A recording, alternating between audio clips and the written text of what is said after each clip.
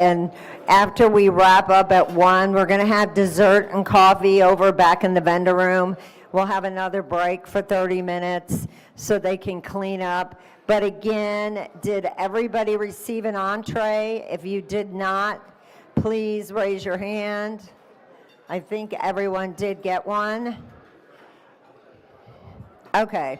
Well, I'm super excited to have our keynote speaker here today, John Opala. He's the VP and Global Chief Information Security Officer at Hanesbrands, Inc., and he's a cybersecurity executive with 19 years of experience in information technology, specializing in IT management, IT infrastructure, engineering, IT security management, enterprise security architecture, defined and delivered cybersecurity strategies for security engineering, identity and access management, cloud security, operations technology, IoT and cybersecurity, operations center, performed evaluations and selections of cybersecurity tools and successfully implemented them to provide optimal security and risk controls for critical business information systems, prepared and presented cybersecurity risk posture and enhancements on a quarterly basis. Today he's going to be speaking on the evolution on the role of a CISO in the age of AI. And before I have him on the stage, I want to remind everyone, if you have any questions, just be patient for our tech team to come to you with the mic, because we have about 200 people in here and we have 200 people that are watching us virtually, and we want to make sure that all of your voices are heard and that we hear your questions. So with that being said, everyone, let's welcome John Opala to the stage.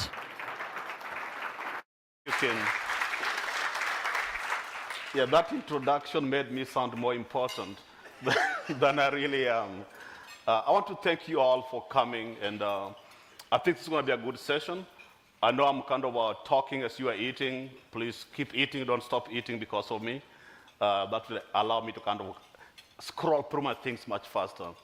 I'm seeing a lot of people that I know here today, friends, colleagues, who've come in to heckle me, current colleagues, my former boss.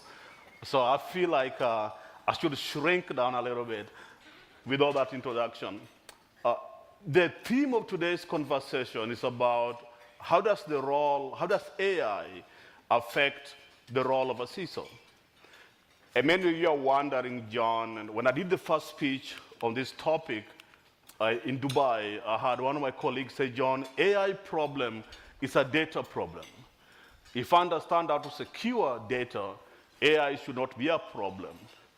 And that's one school of thought. I mean, I think personally that the rate of adoption of AI has catapulted most technologies we've seen in the last 30, 40 years. And its impact on different industries, businesses, has changed how people do work, prepare for work, execute their functions. And because of that, there is going to be an impact on how we perform our roles as CISOs, for those who are in the CISO role, for those who are seeking to become CISOs.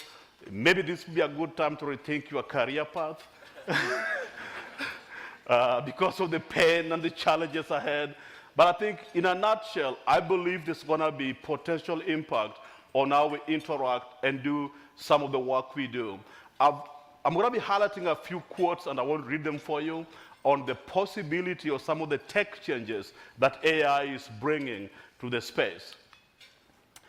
If you think of investments, projects that companies are planning, and some of the people doing predictions on how we spend on a given tech era, if you go back to cloud computing, when I first published my article on cloud in 2012, there were very few people who cared about it. Most of it was compliance, availability, risk mitigation, and cost. But the rate of adoption has lagged behind over time compared to how fast generative AI is being adopted, accepted, and that's because people are putting money into it. It's not so much about talking about the capabilities, the technical stuff that AI brings. which I won't be discussing today, but if you look at the investments over time between now and 2027, you can agree with me that because of the rate of investment, because of the prioritization on how businesses, organizations are considering leveraging the capabilities of AI, and many of us know, and I won't repeat that since we had our technical sessions earlier today, that you think of AI, there are three things. There's machine learning, which we've done forever, since the 70s. Then you've got the automation of the machine learning that goes to content creation, generative AI. Then you go, how do I now leverage the AI to do things for me, agentic AI? So if you think in those terms, roles such as customer service can be almost replaced by the use of agentic AI. So if you think about that, so which means if I'm going to be having AI agents running my call center, answering customer questions, proposing market sales, and sharing insights based on customer preferences, then who is responsible for my privacy? So in your role as a CISO, now your company has got maybe 100 customer service people, you've got 100 help desk people, maybe you've got your SOC, 100 people working 24/7. If all those roles are replaced by the use of agentic AI, how will that affect your delivery? How will that affect your thinking and planning on compliance? How will that affect your data security strategy? So those are some of the things that I'm looking at as I hypothesize potential changes to how we perform business. I'm not saying AI will replace every role and every function, but I'm saying there's a high potential and there is enough evidence to prove that there are things that we are currently doing that AI can do faster, better, easier, and cheaper. And because the business is in the business of making money, the bottom line is always a consideration every time you make a proposal. I think it's in our best interest to think, how do we strategically align what we can do now, think of what we could change for tomorrow, and then begin to think, how do we enable or leverage the same technology to help us achieve value, to help us achieve faster time to market, to help us achieve compliance, and to help us drive the changes that the business is looking for in IT. So some of the things that generative AI performs, I will not kind of do a lot on that since I've spoken on it. So as you think through, John, why are you wasting time on this? My main key point is there is a change on how we leverage technology, the rate of adoption of generative AI, and we all hate it. No one wants to hear about AI. I think one CISO friend of mine told me, the next time I hear about AI, I'm going to throw up. But you think about it, your business functions are going to every vendor, every partner, and every vendor, every partner is proposing AI things to them. This AI thing will help you develop your products and go to market faster than anything else you've seen. And businesses like, sign me up. They go to supply chain. This AI widget is going to help you streamline, do data analysis on your supply chain. The work that takes you months to aggregate numbers is going to take you a week. And supply chain says, sign me up. And you go to finance, they say those financial closings that takes you 90 days, every quarter, giant manipulations of spreadsheets and all the stuff you are doing. We can now do that in a week. And finance says, sign me up. You go to HR, and they say, instead of reading 50 resumes, this AI thing can read all this and bubble up 3 key things you need. So instead of having 50 people to recruit, you could only have 1 person and 10 agents to recruit for you. So if we choose to hide our head under our mattresses thinking AI won't affect us, it may be too late for you. Because whether you know it, your company is using AI. So now what do you do about it? That's the question. So how do I think this is going to play out? Still some statistical numbers on what we think the investment equals to adoption. Investment drives the rate of adoption. and the business use cases that are being addressed encourages the businesses and industry to drive that. So if you look at McKinsey and PwC and some of the researchers are kind of paying a lot of attention to the jobs, the opportunities, where we are investing in, it seems like every new technology that's being invested in out there has some AI components to it. Anyone try to go to market today with a new technology on ransomware, risk mitigation, EDR, some kind of a AI to it, compliance, AI to it.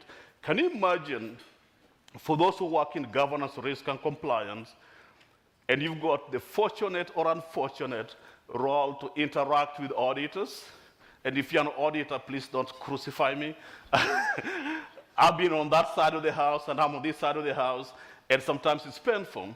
And you've got 70 controls to test against 300 applications. And you have to look at all the evidence, and one control requires 50 samples to be reviewed, and therefore you got a giant group of 50 Word documents or PDFs, or 50 spreadsheets with multiple tabs that you're trying to validate. It takes compliance team on the IT side hours and hours and hours to navigate through this. It takes the auditors hours and hours to review all that, and then at the end of the day, the control still fails. So think about it.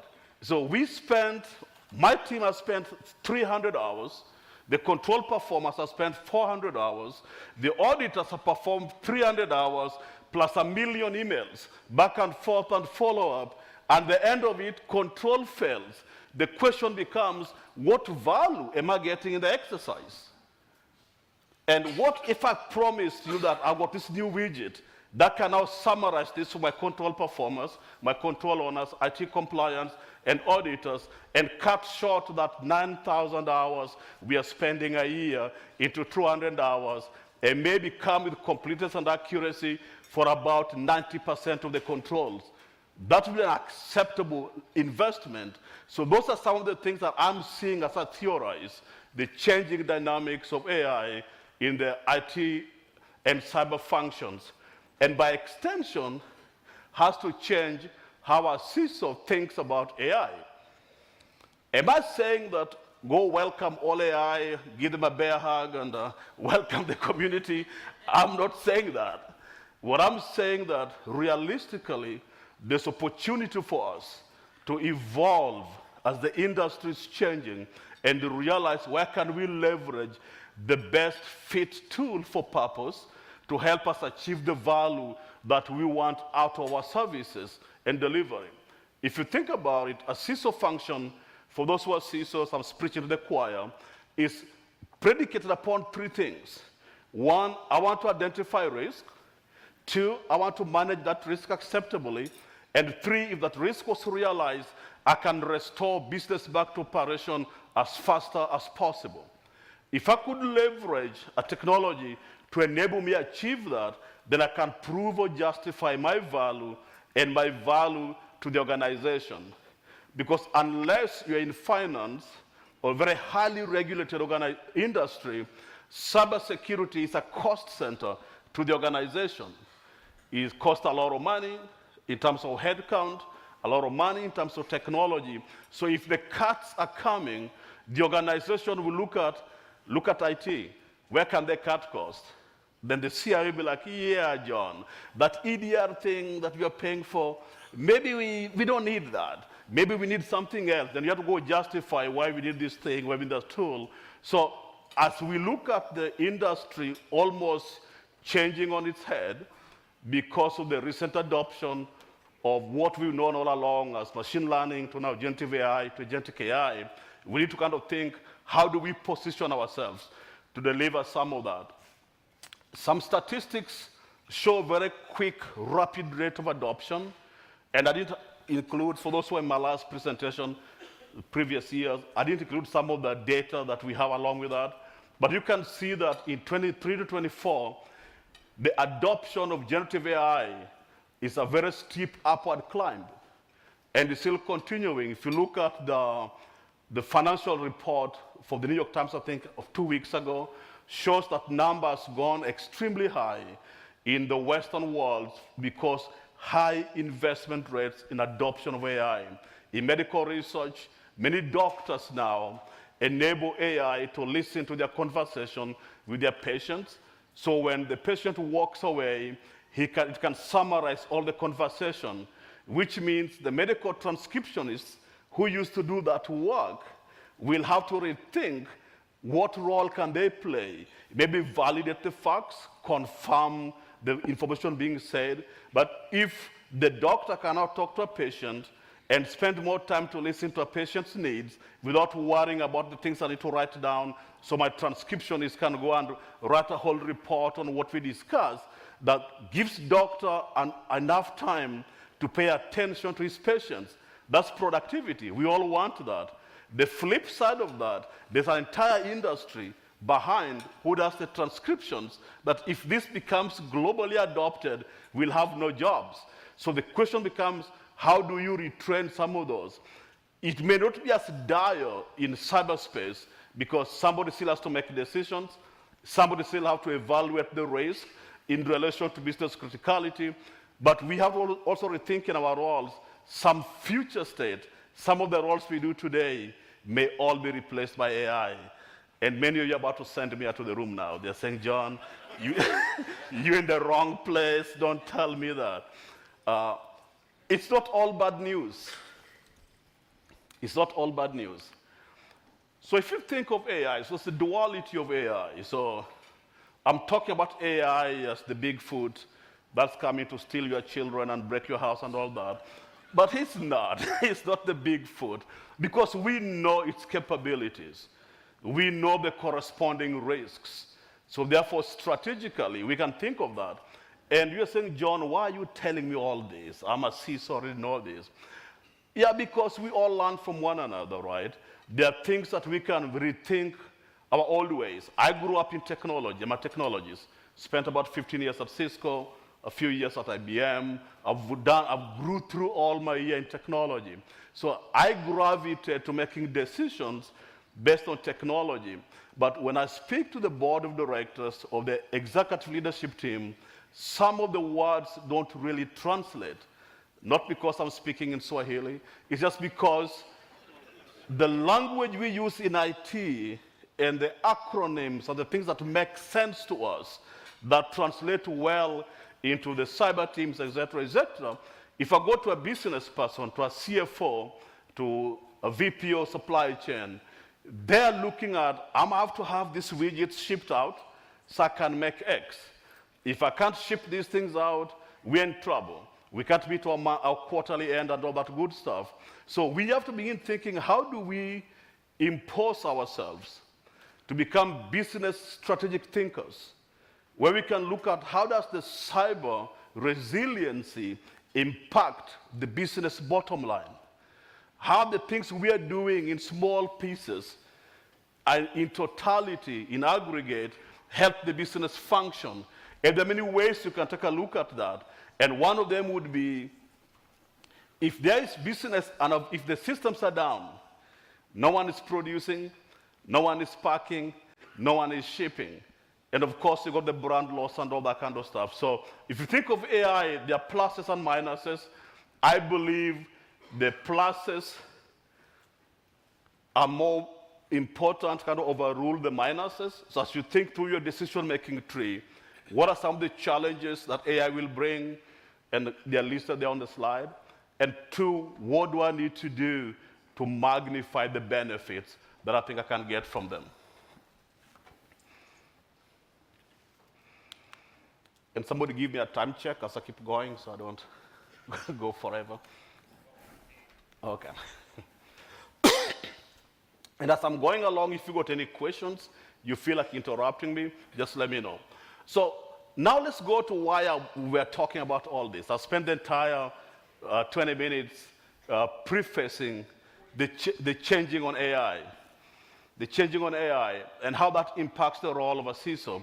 I think cumulatively, there are things that will change. The tech we're going to be leveraging, the decision we're going to be making, the hiring of resourcing, If I'm having 20 people working 24/7 SOC or 30 people 24/7 SOC, whether I'm outsourcing it or it's in-house, I'm spending X number of dollars to do that. If I can have an AI do 90% of that, I could repurpose that expense of that funding to do something yet more strategic. So if I could, instead of having 20 people waiting for alerts to come through, emails to come through EDR, email security tool, and et cetera, to make decisions, if I can have an AI grab all this information, look at processes, child processes, connect the dots, and tell me I think it's going to be a big one, and people can respond to it, that could help you begin to think, how do you save money? So I think as you think of evolving, I'm not saying replacing. The role is going to change, and as the role changes, the position of the CISO is also changing along with it. In its inception, and I'm going to give credit to the first CISO we had, I think, in the industry, most of the CISO roles are very technical, very IT-driven. Some were risk-driven, depending what your upgrowing in the industry was. But I think strategically, the CISO role is becoming more business-centric than technology-driven. And just as because as the CISOs are beginning to get a foot, the C-suite, having conversations with business leaders, to be relevant, we have to be able to articulate how our function helps the bottom line. And in the past, we could use the scarecrow, ransomware is coming, and business would invest because of that. I think that line no longer works, because they'll say that's why you're paying cyber insurance. So if ransomware is coming, yeah, why did you spend $10 million or $5 million on cyber insurance? So I think we have to kind of rethink how do we position ourselves to become more strategic thinkers as opposed to what we've done in the past. So the first CISO that many of you know was Steve Katz, the CISO for, I think he became the first CISO for Citigroup, and he kind of led the trajectory of what we now know as the functional CISO role. Many of the things he did in the industry, trained people, mentored leaders, and if you happen to watch a video in his autobiography, if you're an aspiring CISO, I would encourage you to watch that. It's very interesting. When Citigroup had the first cyber incident, he said something very jokingly. His wife told him that your credibility is all gone because you're the first guy in the role and you've been brought down for 3 weeks or 4 weeks. But he said something very important. He learned from the incident because there was no one else to go ask. He was the first to experience such a big incident, so there was no one else to go ask. So he worked with PS, law enforcement, and all that. But the big learning from it was anyone can be hit with the best preparation, with the best technologies, with the best staff, with all the things done right. You can still fall a victim to a cyber incident. And therefore, as a CISO, what's important, how do you pivot from being a functional head, from being a leader, to being a crisis manager? And many of you have been through that. It's not the most fun thing to experience. If you've walked through any major incident, you got the exact leadership team on your neck. Whenever you're going to go back to live, you got the threat actors either reporting to SEC on your behalf that you've been breached and you're not telling them, or posting snippets of data they stole from you on the internet. You got the news reporters calling your communications team, and therefore you're almost paralyzed because of all these events occurring. But I think the good thing for a good CISO is that's when you have your functional heads kind of run your technical route, run the communication, it align with the ERM if that was in your playbook, and all that good stuff to convert the entire issue into crisis management. And as a good CISO, you lead that, and that shows the value of the function in itself. And that's why I believe that given that in certain circumstances, the role changes to crisis management, CISO is becoming more strategic. And I think, in my view, we should be reporting to the CEOs instead of the CIOs. And if you are a CIO, please don't crucify me.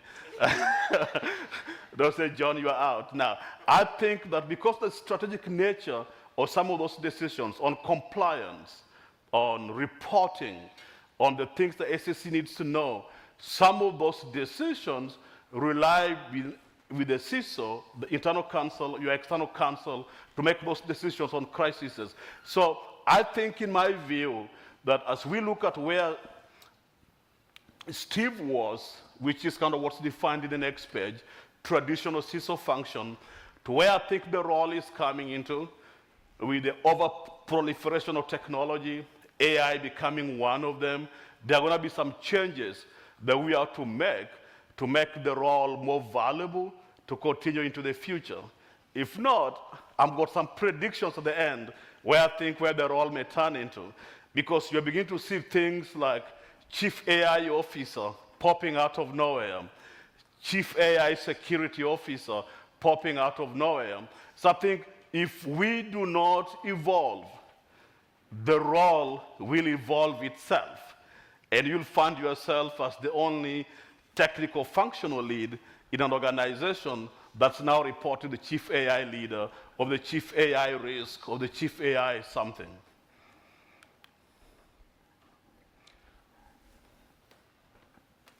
So I think over time, in many and let me preface, let me state this. Not all organizations have the function of a CISO, but there is somebody there with a role who's responsible and accountable. It could be a senior manager, could be a director, could be a team lead, depending on the size of the organization. And in many literature, it's referred to information security managers. Some are called BISOs, depending which organization you are in. So there's always someone there.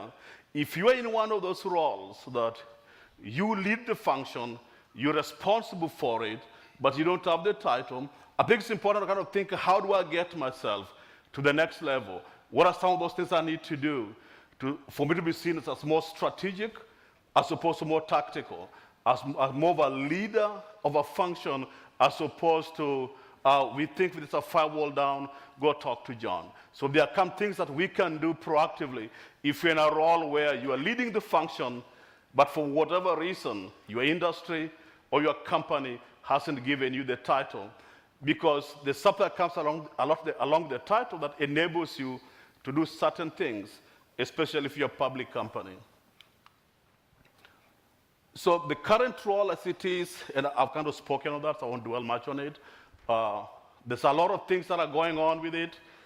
The key thing I want to look at is the last column 4 on compensation. So the numbers, you may disagree with that or agree with it, but that's what salaries.com and Manpower Technologies are saying of the function of a CISO, the compensation. It depends on the industry. It depends on the size of the organization. There are a lot of outliers. There's a lot of CISOs who are very highly compensated, higher than that. And there are some who may be having lower compensation depending on the size of the company. So if you're trying to make a break into the CISO role, with all the pain and the rest of it, that's what the comp would look like.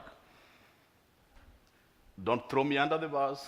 I'm just repeating what salaries.com is saying. So, why is the role important? I mean, we think we're important. I mean, I think I'm the best thing that ever happened since sliced bread.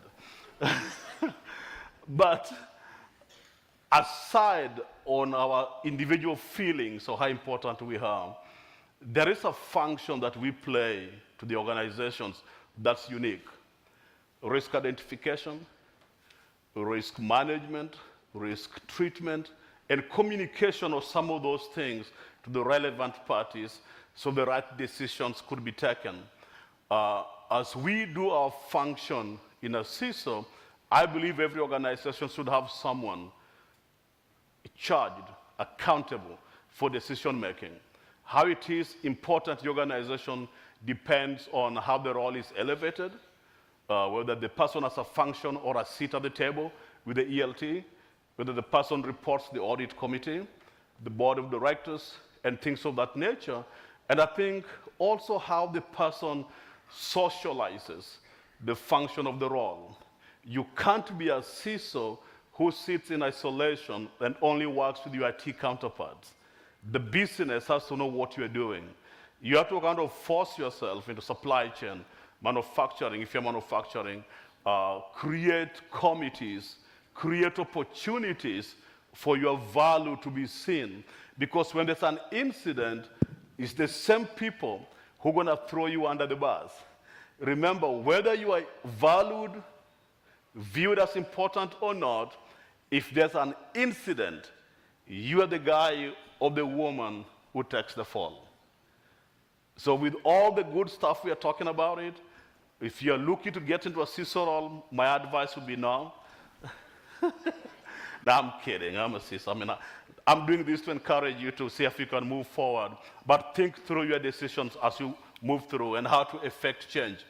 So, historically, this kind of how the CISO roles have been, many of us are familiar with that, the functions over years, over time. I think the key point I want to make here is between 2024 to 2027, there's a lot of changes where AI and AI titles are beginning to surface in. And most of the published articles and literature, I begin to see an AI as a unique function that represents business risk. They also look at it as business enabler, enables capabilities for go-to-market quicker, cost savings, et cetera, et cetera. And because of that, large organizations are beginning to prioritize, do we need an AI function? So if the CTO and you are not working together and leading the conversations on AI decision-making and making sure your team is engaged in that, then AI and all the risks may be pulled away from the CISO and all of a sudden now reporting to the chief AI officer. And that's becoming a trend that some of the recent articles are highlighting.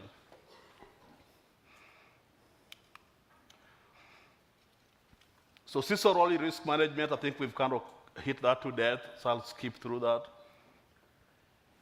Another trend that's happening is the CISOs are beginning to own infrastructure. I think my friend Rick calls it labradoodles. and there are a few of us in this room who owns both infrastructure, cyber, and some who owns both CISOs and CIOs at the same time. So there's a changing dynamics on the functions where a CISO is either getting a bigger piece of the infrastructure share or a CISO is becoming the CIO and dual roles. Most companies do this selfishly. Instead of hiring a VP of IT infrastructure and a CISO, they could merge that into one so they could save money. But by virtue of doing that, it allows the decision-making much faster. So you break the barriers of who's going to patch, when should you patch, and the infrastructure says, no, we're having a no change window this weekend, et cetera, et cetera. So some of those decision-making, some of those budget decisions, some of those, the best area to invest in allows the CISO/CIO, CISO/infrastructure to make the best decisions for tech acquisition, make the best decisions that in long term would help provide both cyber protection or prevention and also infrastructure availability. Compliance has always been a thing. It's going to continue to be a thing. In many organizations, I think compliance is the main reason where some of us have jobs. Because if there was no SEC ruling, the board will have no reason to meet with us 4 times a year. So compliance is one of the key areas that enables the function of a CISO.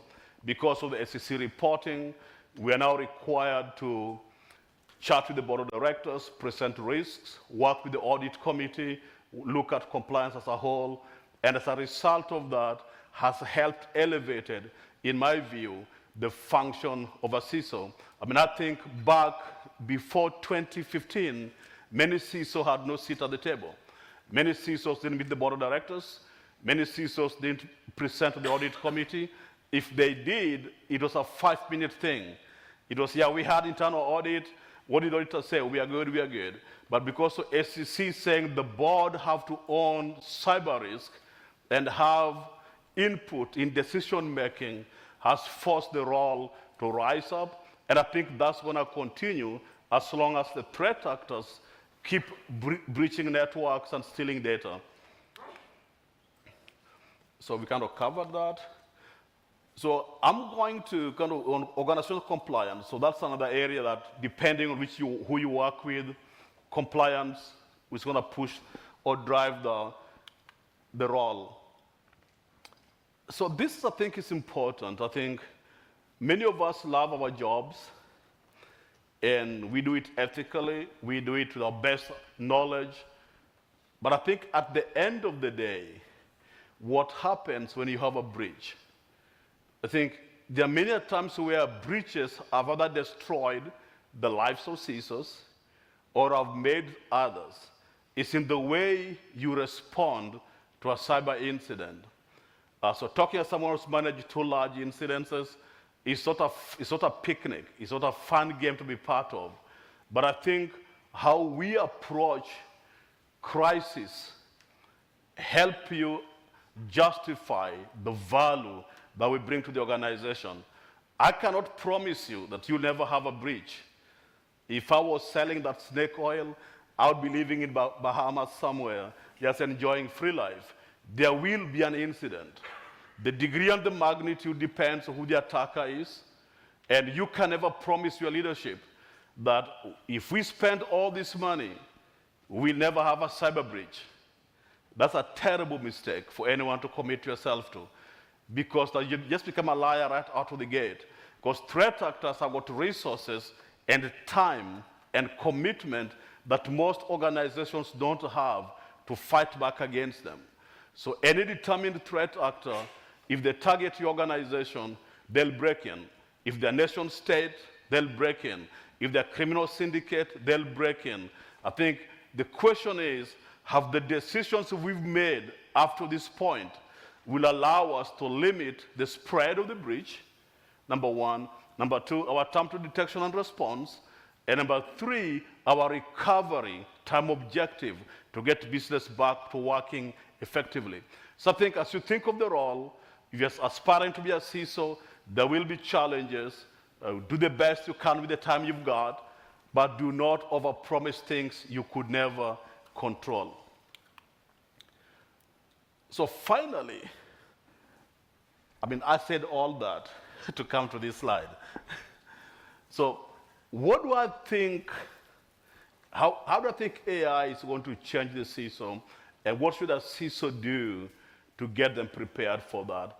I think AI literacy is very important, because if a technology is being adopted at the rate at which it's being adopted, if technology is being invested in at the rate at which it is being invested in, if businesses are pushing to enable those capabilities, we as CISOs should know what that capability is.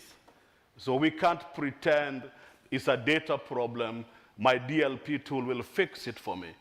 I need to be able to know what it is. I could have intelligent conversation to business leaders, because business leaders go to their trade shows, their marketing things, and they come back with a whole bundle of things. And I walk in one office and the CEO tells me, yeah, we are doing that AI thing. And I'm like, which AI thing? So then you have to go back and get quick, who's the provider? What are they delivering? So, but if you have preliminary conversations, the discussions, then you can help say, yeah, before we go to all this, maybe there's an aggregate thing we can run through our steering core or our intake process, and let's validate that there's real value in this thing we want to do. Oh, and by the way, let my team validate the risks, that the risks are within our tolerance level or acceptable, or we can mitigate the risk before we make the decision. So I think AI literacy is going to be important. There's a lot of free sources of information, including LinkedIn, Harvard, MIT are offering free courses that you can take online. So there's enough opportunity for anyone to learn on AI. I think you also begin thinking of strategic foresight, right? So we should not be thinking as technology leaders. We should be thinking as people, business leaders managing risks. because cyber problem is not an IT problem.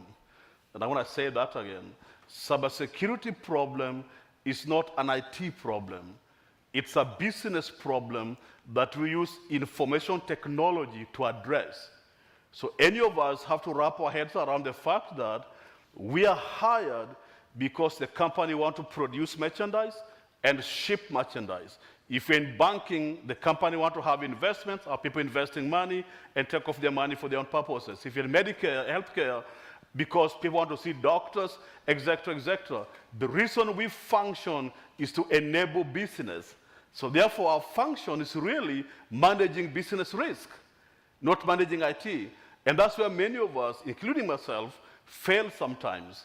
We see ourselves first as IT professionals, and then when we go to business conversations, we are not able to connect the dots.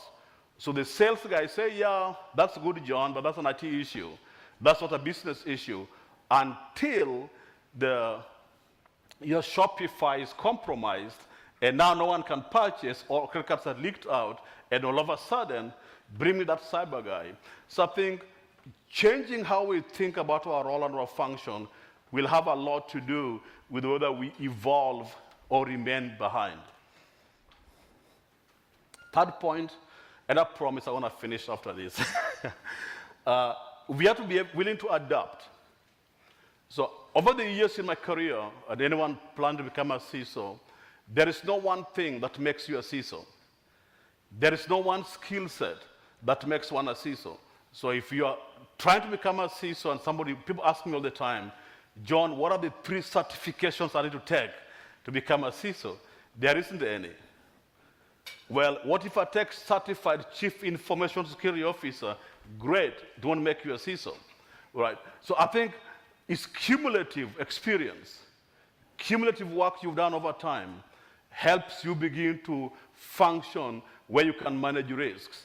I began my career AS400, ATM, frame relay, network engineering, data, voice over IP, software development. I've done a million small things over time, and all of them cumulatively prepared me for the role, but none of them would make me a CISO. And I think as you're looking for the role, whether you're in government risk and compliance, whether you're in identity access management, whether you are doing engineering and architecture, all of the skills you acquire over time are important inputs to the next role you get into. But there is no one role that would make you one. Does a CISO need to have a college degree? No. You don't need a college to be a CISO. And I've got a few of those degrees, so I don't think I'm not anti-education, but I think having a degree doesn't make you a CISO. So if I'm looking, I need to align myself, be in the right organization, make good peer connections, learn from what others are doing, and that's how one evolves into his role. So be willing to be adaptive is, I think, is the key. And when you get into your role, it's the same. If today I'm managing firewalls and somebody's doing awareness training, and I think I can help them, I'll lend a free time to learn what they're doing on that side. If all I'm doing is awareness training, but I think I can help with the SOX compliance, I'll see if I can volunteer my time. What's happened is over time, I'm accumulating skills and experiences that I could apply in the future. So I think being adaptive is a key as we evolve with the function and the role. And collaboration, I think all of us are not islands by ourselves. There's a saying they say where I come from, it takes a village to raise a child. And that's very true in cybersecurity. Some of the solutions I've implemented, I learned from some of the peers who are sitting here. I mean, a few years ago, I could never touch Microsoft with a 10-foot pole on cybersecurity. And one time I'm having dinner with my dear friend here, and he's telling me some of the good things he's doing. So I took him up on it, kind of learned what he did. And in my next role, I deployed the exact same things he did. And it was cost-effective, worked for me. It was fit for purpose at the time. I mean, so I think all of us feed one another, learn from one another, and that willingness, I think, is kind of what will help you go to your next level. And data-driven decision-making. I think we are all people, we have emotions, we got feelings, we get our feelings hurt many a times, and sometimes we gravitate to what we know best. But I think for you to be more effective, you need to have a mechanism that allows you to evaluate data to inform how you make decisions. So, because I can't go to a CFO and say, I want $1 million to buy this firewall because it's the best thing since sliced bread. I need to have what is it that's going to do for me? What are the capabilities? What are the risk avoidance and all that good stuff? So having data along with you will help justify your cost. And I think many times we miss that. As technologies, we like our things. I mean, I was at Cisco for a long time, so I like Cisco network gears. And that doesn't mean that I should not be able to allow opportunity to learn about Netgear or anything else. I think if I exclude everything else because I spent that much time at Cisco, then I'm missing an opportunity to enable something that could be very instrumental to my success. And finally, AI governance. So as you learn about AI literacy, figure out people in your organization, the teams who are going to be rolling out AI. In every organization, there is someone who is going to be close enough to the business, who will be the first person they get to. So if you don't have BISOs, you don't have business architects, you don't have business relationship management in your team, figure out who's the guy who's close enough to business that could help you influence business as they make decisions.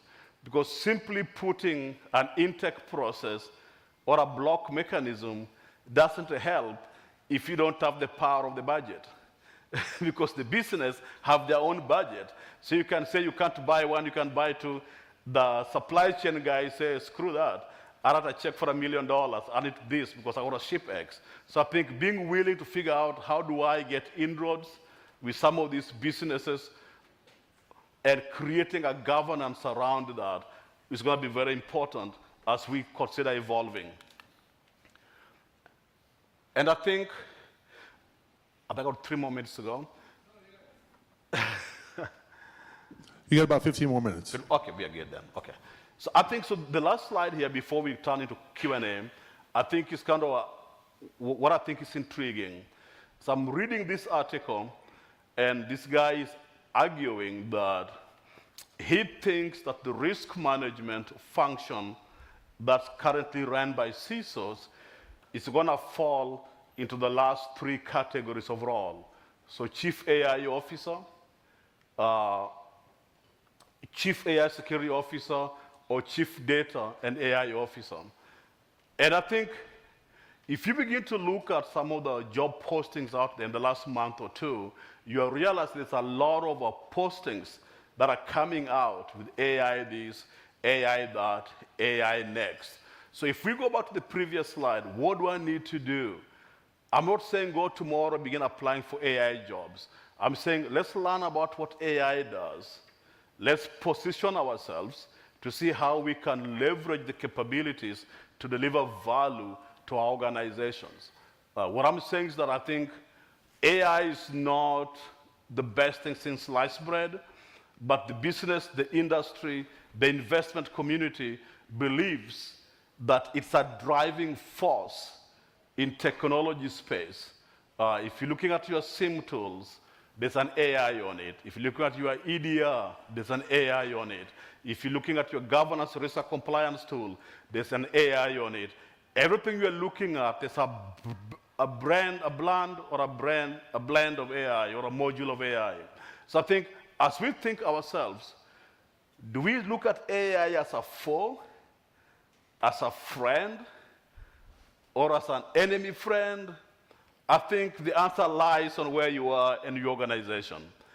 In some places, I think the banking system, there's very strong compliance that AI may not go as far. In manufacturing, where I work in, some of the decisions are based on outcome. If I can go to market faster, if I can make a new product quicker, if I can improve my efficiencies by X, it's going to affect my bottom line. So therefore, we need AI. And in such cases, we should be the guys or the ladies who've learned enough of it to have a seat at the table and say, Mr. CTO or Mr. whatever the function is, I think before we go by 60 AI things, let's aggregate architecture. Let's think through what will make the most sense for us. Let's look at what will not expose us to business risk, and let's use that as a prism of making decisions based on our data-centric knowledge of what some of these things do. And I think that's how a CISO changes from being a tactical IT role to being more of a business strategic driven role where your value is realized. Because at the business level, 90% of what we do is irrelevant. It's all Swahili to them. They don't understand the jargon, they don't understand the nuances, and to be honest with you, some of them could care less about some of the stuff we do, because they know you are there, it will be done. But if I can help him increase sale, increase market value, increase productivity, optimize manufacturing plant, because of my OT initiative, I could help them look at digital twin to help them plan change windows and all that kind of stuff. Then all of a sudden, I've become the best friend because I help solve a business problem. And I think that's where many of us, including myself, are falling short. How do we use that collaborative mind to break into some of these business silos who are used to running independent of us, and let them see us as value, people that brings value to the organization, and not simply as IT technical guys who are taking money from the company and not benefiting everyone.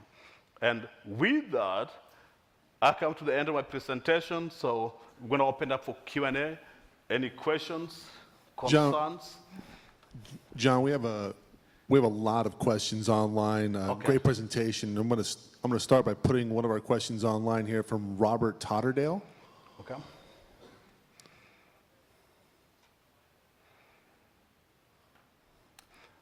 So at this point, how much does AI represent the budget for IT organizations? At this point, still very small. I think the business units are leading the charge on AI. Many organizations kind of put a roadblock in the early days of AI. Don't buy AI, AI is bad for you. So I think many organizations have not invested a lot in IT, but I think the business units are driving organizations to change. And some are coming along. Some mature organizations have invested heavily, depending if you're in technology, manufacturing, and all that kind of stuff. But I think by and large, I don't see a lot of IT peers that I know, CIOs and CISOs, who've invested very heavily over the last 2-3 years on AI. There are some exceptions. There's some tooling that automatically comes with AI. It's things like observability, tools that we use in IT. So many of those organizations have invested in, but not in building small language models or within organizations to kind of spur business growth. We have one more online, and this is from Jason McDonald. What is the biggest change you see in IT organizations with the business units adopting sometimes AI, sometimes without keeping IT informed? So shadow AI, like shadow IT, I think shadow AI has become a thing. It depends on your organization and some of the controls you have in place. I think by and large, the first organizations to adopt AI in many places were HR in terms of recruiting, and then from there, finance, data summarization, and et cetera, et cetera. So I think by and large, there's a huge opportunities for navigating the risk of shadow AI within the organizations as business units spend. And I would maybe put a caveat on this. There are some organizations that have got central purchase or central vendor management, and then there are some organizations that don't. So if you're having a decentralized organization where somebody in Asia, somebody in Africa could make purchase decisions, then many a times you only learn about it when they can't go through your firewall or they can't connect through something that, hey, we have this thing we can't connect to. So, but I think that businesses are mostly driving AI investments. So, quick question. If we kind of think of, you mentioned previously in the presentation that, let's say we're increasing our dependence on things like agentic AI.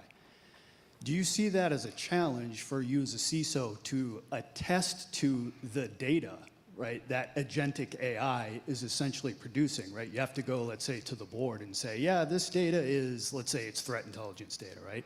This data is correct and accurate, but there's no person involved in the equation. Do you see that as a challenge, and how would you address that? Yeah, so that's a real challenge.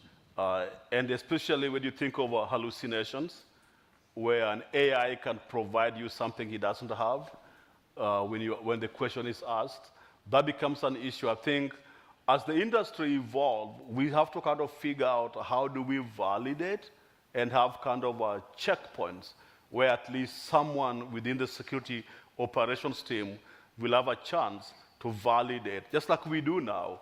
We use automation, we run scripts, we execute, shut this interface down, shut that port down, but somebody has to go through your run book and validate that decision tree meets your criteria. I think we'll have to look at some of that. Some of the tooling coming out are able to look at the information the agents are presenting to help validate and rule out hallucinations, or if the model was trained poorly, providing fake information, et cetera. But to back to your question, attestation of that, I'm waiting to see how the PCAOB is going to work with auditors in some of those validations, because if there's information provided for elevated privileged account, and the auditors have to validate that that was accurate, I'm waiting to see what the public accounting group will come up with. But yeah, that's a concern. Quick question.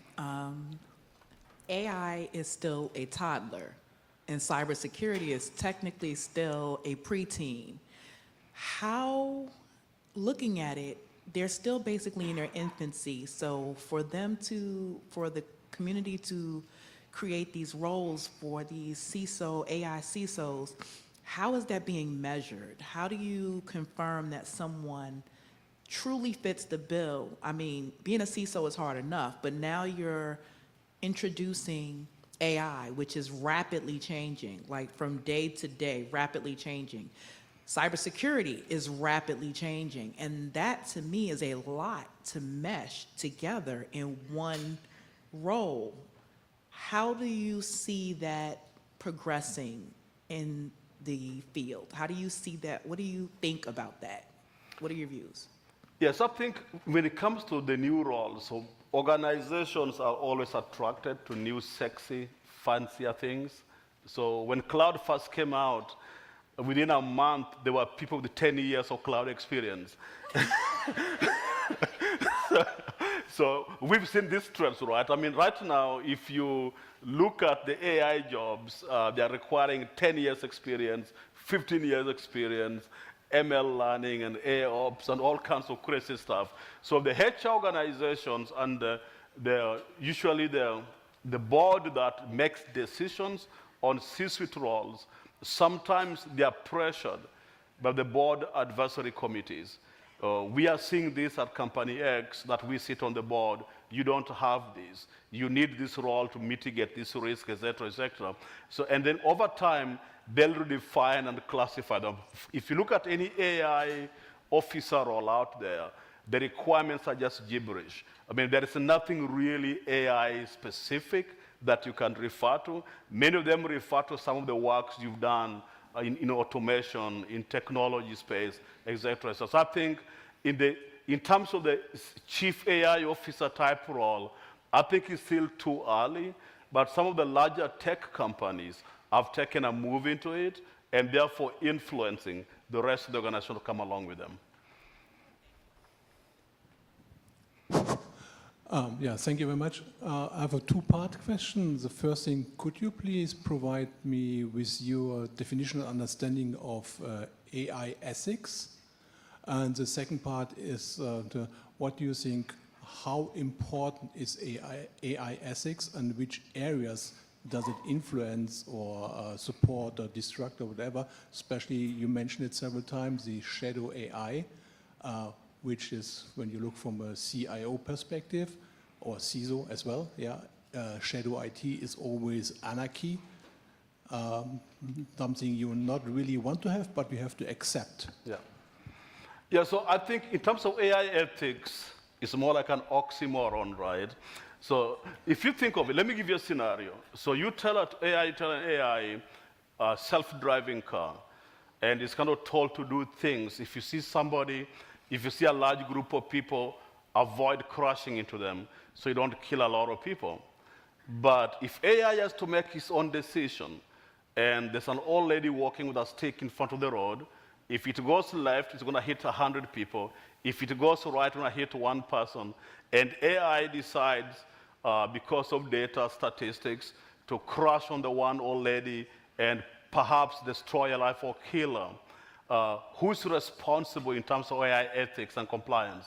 I think AI has no ethics. If you look at the explainability of AI, it's a new area of study that's looking at how do you explain AI and AI's functionality. And I'm part of a board that looks at responsible use of AI globally. We are proposing an article for US Congress for legislation, and it's very difficult to answer the question of AI ethics because AI is not a person. Ethics is based on decisions on human behavior, what's right, what's wrong. AI will not differentiate between what's right and what's not. It will use the data it has of the models that trained it to make decisions based on that data without the human element. If I go back to the story of the bus crashing on the crowd or crashing on one person, if it was an individual, you would figure out to avoid both scenarios. But an AI may not have the option to avoid both scenarios, so it will pick one, which, if you think of statistics, it was the best decision based on the data it had. It didn't crash on 100 people, it crashed on one person. But ethically, is that acceptable? I think not. So I think for now, if you look at the study of explainability of AI, maybe you can delve into what they consider what's ethical behavior, non-ethical behavior, et cetera, et cetera. In my view, I think AI is a machine, has no ethics or ethical boundaries. So I think that I'm told that's the end of it. So thanks everyone for the opportunity. I hope you enjoyed it.